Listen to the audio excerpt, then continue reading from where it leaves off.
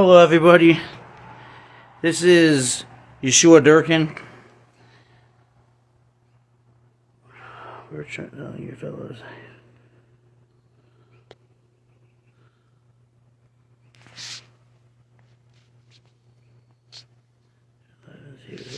Okay.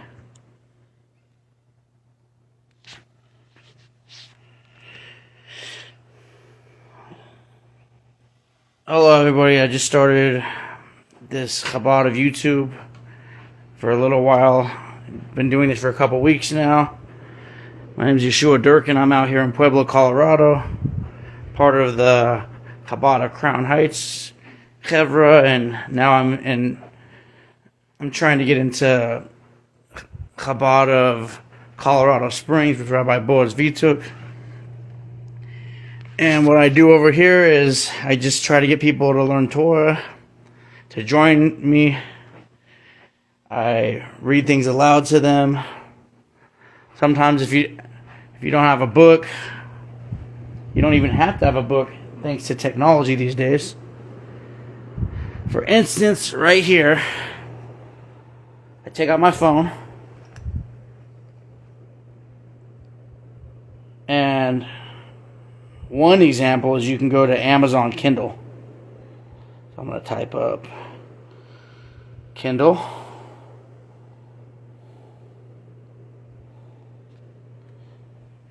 Go to the library.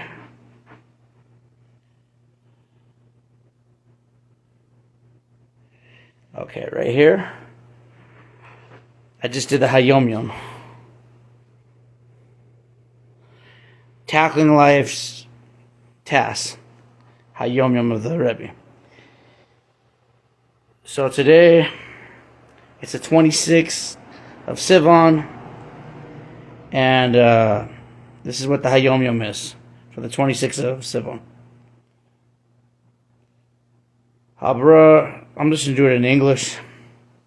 With regard to actually that was yesterday. Today's the 27th of Sivan. It is written, God, your Lord, will bless you in all that you do. A person only needs to make a vessel for his livelihood, and should make every effort that it be pure of any trace of deception, etc., so that in every respect it accords with the laws of the Torah. It will then be a fit receptor for sublime blessings in two ways. His livelihood will be ample, and it will be directed toward the proper place. Delving deeply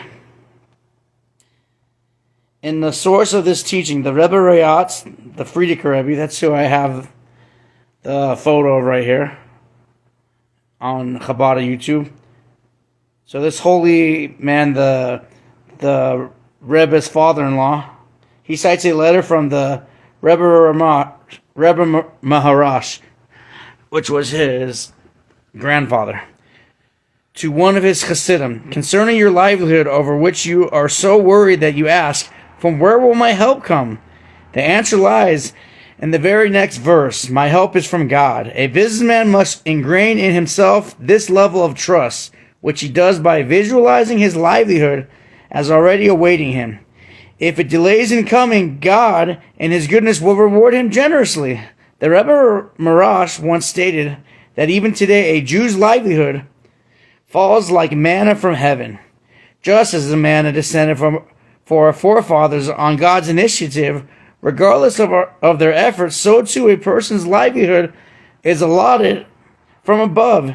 And while we must work to earn a living, we should never forget that our best efforts are only the medium through which God channels his blessings. It follows that if our efforts are only a medium, there is no need for them to be excessive. Indeed, too much effort can be as ineffective as too little. Moreover, trusting in God to send his blessings actually increases those blessings, like a father who readily fulfills his son's desires. So God showers his blessings upon those who look toward him in trust. So what do we learn from the Hayom Yom today? You just need to trust in God. When you trust in God, then you can get all the blessings you need in your daily life. This doesn't apply just to Jews. This applies to the entire world. you have to have trust. On one hand, it still says that God will bless you in all that you do. So you shouldn't just sit around and be lazy and do nothing.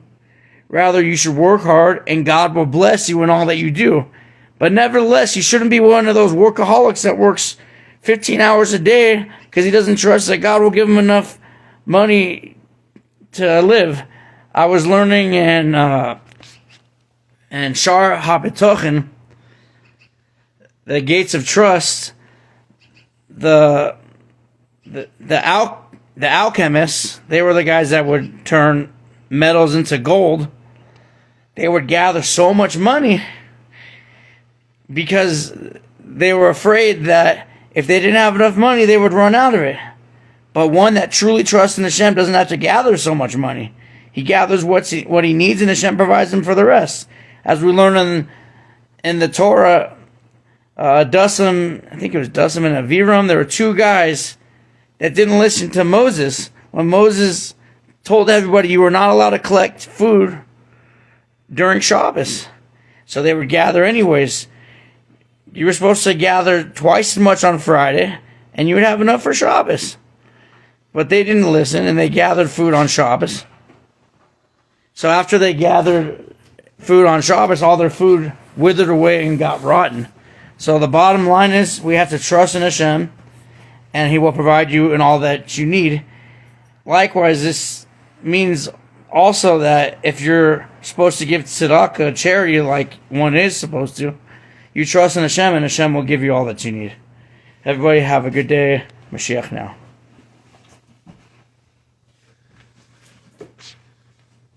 Sorry, I couldn't make it to class. I have to run away again. I just started Instagram. I couldn't use Chabad of Instagram. It was already taken. So now it's funny. I'm starting Instagram. I'm still Chabad of YouTube on Instagram. That's awesome. Chabad of YouTube. I don't even have to put my name on it. It's just Chabad of YouTube.